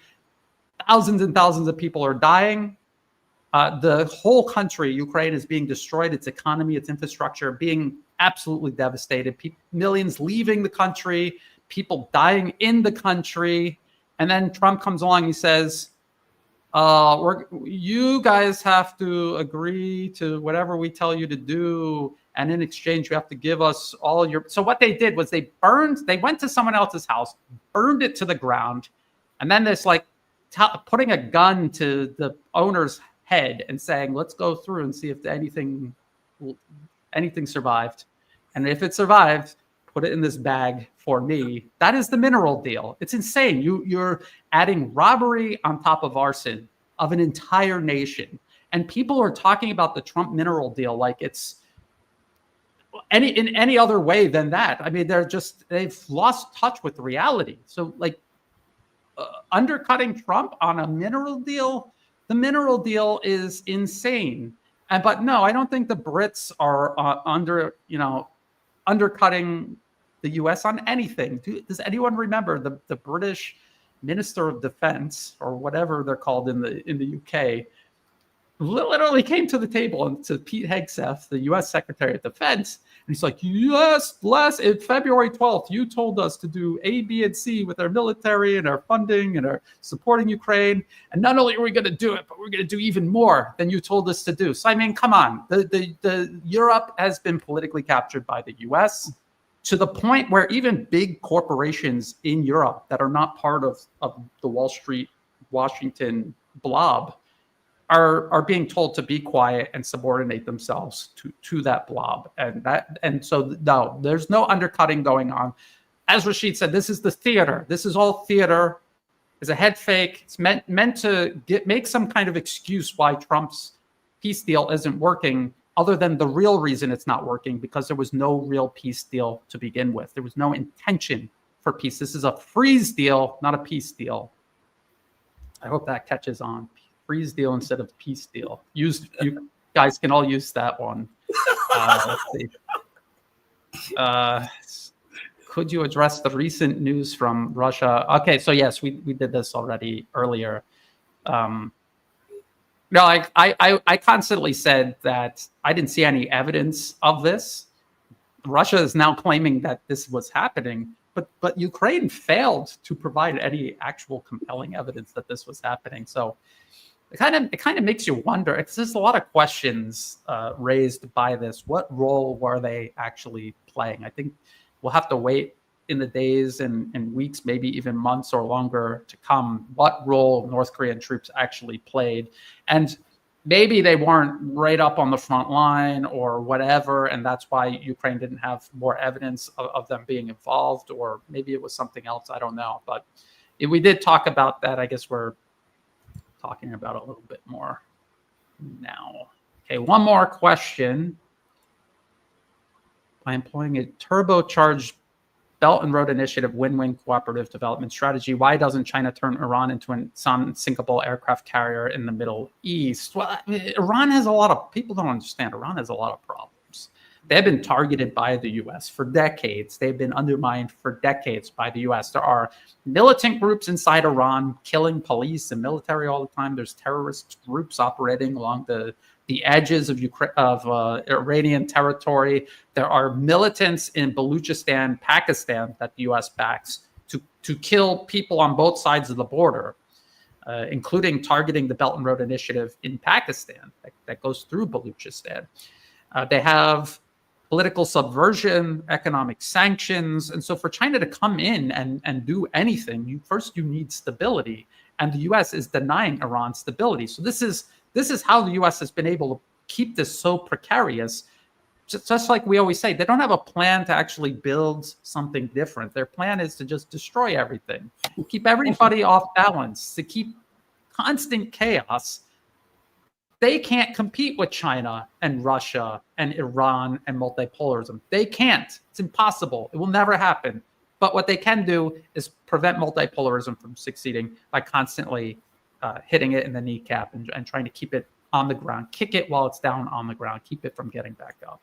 So this is why China couldn't do that. If they could, maybe they would. Maybe they would try to do that.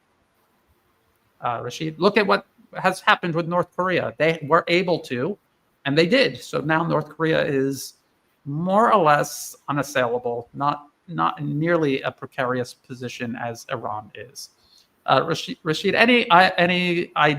anything you want to say about this or anything else, since that is the last question we are going to go over in this episode? Something about the minerals rights and how the U.S. continues to talk about repayment of investments in Ukraine. And I would liken that to this. A person breaks into the house, drops their wallet because the robbery goes wrong, and they leave the house and they come back and say, hey, you owe me my wallet and my money that I dropped when I was robbing your house. The insanity of that would make people pause. But when we put it on America, we overlook it and we keep stepping with it, even though it is absolutely insane. America started the war. America overthrew the government. America funded it. America trained. America supplied the weapons, and it's still doing that right now. So this was not on Ukraine per se. This was an investment of empire. And so they didn't get a return in their investment. And now they want to strong arm the victim, because Ukraine is also a victim of American hubris and American intransigence. They want to strong arm Ukraine and Russia. They want to make Russia capitulate. Even though Russia is winning, they want them to capitulate as if they're losing. And they want Ukraine to just give away everything, even though it was the United States that overthrew the government. It was the United States that embedded its military in all of these places and funded this so-called escapade or war against Russia. And now they're crying that they did not yield a productive crop. And so they want to burn down the entire cornfield. It's absolutely insane, man. Yes. Or since we're doing analogies, it's like if you broke into somebody's house, pushed their car out of the garage, burned the car to the ground for some reason, I don't know why, and then you set up like a meth lab in the garage, and then the meth lab went up and you lost like $1 million you invested, and you had like all the drugs you were going to sell, and then you tell the owner, you have to pay me back. This all went wrong and you have to pay me back. Because that's what the US did. They went into Ukraine to fight a war against Russia. They didn't come in to help Ukraine. Ukraine was fine doing business with Russia and Europe before 2014. There were no problems at all. So the US invited themselves and forced their way in, actually, violently. And they fought this war through Ukraine against Russia, destroyed everything. And now Trump is saying, you guys have to pay it back. But it's very good at pandering to the MAGA crowd. And you see, just like we said, brain colonization isn't just for people outside the West. People in the West, they are brainwashed also. And you see people, just because they support Trump, they support the mineral deal. Oh, get our money back from that evil Biden war that Trump always brags about, selling weapons to or sending weapons to Ukraine even before it all started. Let's forget that part and let's just blame it all on Biden and then say we need to rob Ukraine to get our money back from this war we actually started. It just goes to show you how disconnected absolutely everyone involved is. Not in Washington, because I think it is a game. I think they really think it's funny that they could get Americans to agree to this and to support this. But for Americans themselves to not be able to see through this and understand what it is that they're supporting, it just goes to show you how hopeless the whole Western system is. And again, with democracy, I don't think the average individual anywhere, I'm not picking on just Westerners. I don't think anyone anywhere on average has the ability to vote for like national leaders are in charge of everything. They have to look at economics, military matters, diplomacy. You're talking about infrastructure, building infrastructure, maintaining infrastructure, all of these things that need to be done. What does the average person know about any of this? It would be like having everyone come together. There's a nuclear power plant in the neighborhood, and getting everybody together and saying, hey, let's vote on some safety procedures at the nuclear power plant. What do we know about nuclear power plants? How are we qualified to vote on any of this? We're not. So just let experts do that, which is why the system in China is so brilliant. To have elections locally, you can understand local issues, and you could in an informed manner vote for local representatives. Those representatives who are running things locally vote for the next level above them. That level votes for the next level above them. So we're talking about people who are involved in the system, running the system, hopefully efficiently, effectively. They are capable of understanding, grasping, wrapping their mind around the next level above them. They can pick all the way up to president. President of China is picked by a group of people who have worked their way up through the system and who have been selected all the way up through the system. And so that makes much more sense. We all want to believe that we have ultimate, infinite agency and ability to make informed decisions, but we don't. I mean, maybe you and I, Rasheed, we spend all day doing this. And so maybe we understand it. And maybe we think, well, everybody can say, what's the big deal? I remember what it was like before I did this full time, and how like you're working 12 hours a day or longer. At the end of the day, you're not watching news. If you are, you turn the news on for 5 minutes and you're passed out on the sofa. That's what's happening. And so I'm not saying that people are dumb or ignorant or incapable. I'm just saying because of the reality that we live in modern society, we don't have the ability to do that. So why are we being allowed to do it? And the system in the West is really a system of control when you think about it. We could vote for anyone we want in the US or in Europe. Doesn't matter, because whoever we vote for, they're just going to do whatever special interests tell them to do. And you'll have Biden do his song and dance and Trump doing his song and dance, and they'll appear superficially to be opposed. But once they get into office and the policy starts flowing, it is continuity of agenda. So that's, I just think that's important for people to understand about elections, Western democracy. I mean, that's also something I like to rant about, even if it's not brought up. Rasheed, you have any closing thoughts? We're almost exactly at 2 hours. Yeah. One thing, Natalie D, you said Rasheed is wrong about Ukraine being a victim. I think you misunderstood. I'm saying a victim of empire. We understand that the Nazis are in control. I'm not saying that they are innocent in this. I'm saying that they are a victim of empire. They fell for the overthrow. They fell for the propaganda. That's what I was getting at, Natalie. So hopefully that clears that up. Yeah, and ordinary Ukrainians are obviously victims, and it's hard to feel sorry for. I'm like, you're a Nazi in the year 2025 and you still don't get it. It's very hard to feel sorry for you. But again, there's this propaganda, political capture, political control, and I feel bad. I feel bad for Ukraine. The government, the client regime that's installed into power. I don't feel sorry for them. But the rest of Ukraine, I do feel sorry for. And if you know a lot of Russians who are involved in this conflict or are in the government, there's no real deep animosity towards Ukrainians, because essentially it's just an extension of Russia. Ukrainians like to pretend that, we speak Ukrainian. It's totally different than Russian. Like, I know like 5 or 6 words in Russian, and they're the exact same in Ukraine. And if you read Cyrillic, you could read all the signs in Ukraine. So it's like, come on. It's like they're doing this in Taiwan also, where they're like, we're not Chinese. We just speak Mandarin, and we're obviously Chinese. But again, this is imposed on them by the U.S. It's not something that they would ever be doing on their own, because this makes no sense. It doesn't follow to their best interests. So yes, sometimes people mistaken things that I say about Israel when I say they think I'm defending Israel. I'm not defending Israel. The government, the military are absolutely horrible. They're as bad as the Nazis in Ukraine. There are proxies of the U.S. They do whatever the U.S. Tells them to do, and it's horrible things on purpose to provoke and anger people, to get emotions to override their reason. But ultimately, you want to get to the root of the problem. The root of the problem is Wall Street.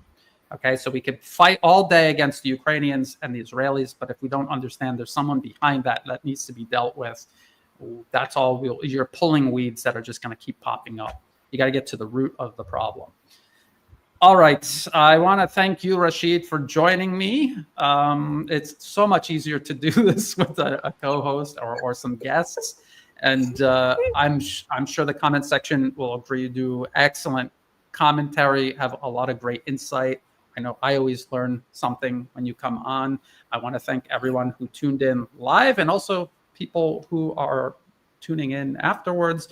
Please check the video description below. After we're done, I'm going to put Rasheed's all his information in there. Angelo's information is in there, but he is the usual co-host. He is taking a break for a while. Like I said, this is exhausting.